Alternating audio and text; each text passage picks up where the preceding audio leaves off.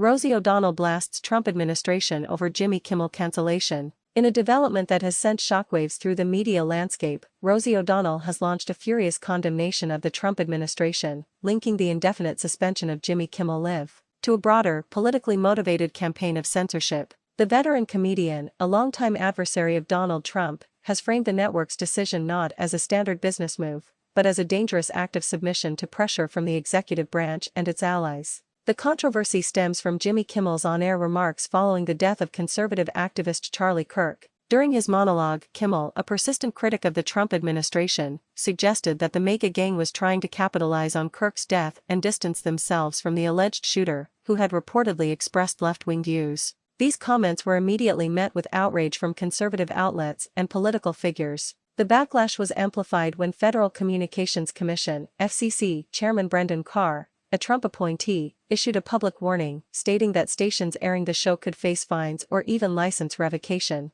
This, according to O'Donnell and others, was a clear threat from a government agency designed to intimidate broadcasters. The pressure proved effective. Shortly after Carr's comments, major media conglomerates that own a significant number of ABC affiliates, including Nexter Media Group and Sinclair Broadcast Group, announced they would preempt the show. Citing Kimmel's remarks as offensive and insensitive, Nexter's broadcasting president, Andrew Alford, stated that airing the show was not in the public interest. ABC then caved to the pressure, announcing the indefinite suspension of Jimmy Kimmel Live. Rosie O'Donnell's reaction was swift and incendiary. Taking to social media from her home in Ireland, where she relocated after Trump's 2024 election victory, she posted a photo of Kimmel with a stark caption: "This is unacceptable. This fascist administration and corrupt corporate executives, bowing to the orange monster, America is no more." Her strong words echo a previous rant she made earlier this year when The Late Show with Stephen Colbert was cancelled. In that instance, O'Donnell also accused the president of orchestrating a campaign to silence his critics, claiming on TikTok that Trump would arrest every artist that disagrees with him.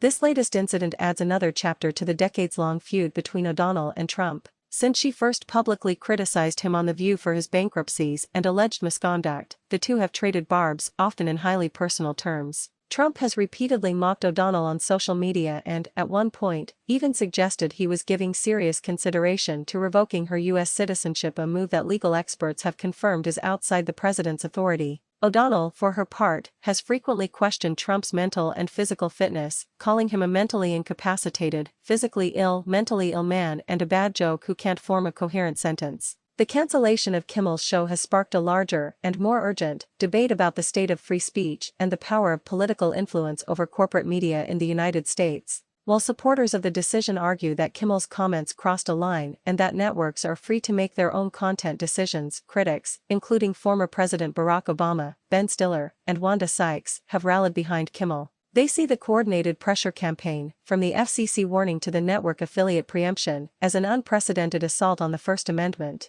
The Writers Guild of America, UGA, and other free speech advocacy groups have also voiced their alarm, warning that if this precedent stands, it could lead to a chilling effect on all forms of media, stifling dissent and journalistic accountability. As the fallout continues, the question remains: what will be the lasting impact on late-night comedy and the future of free expression in America?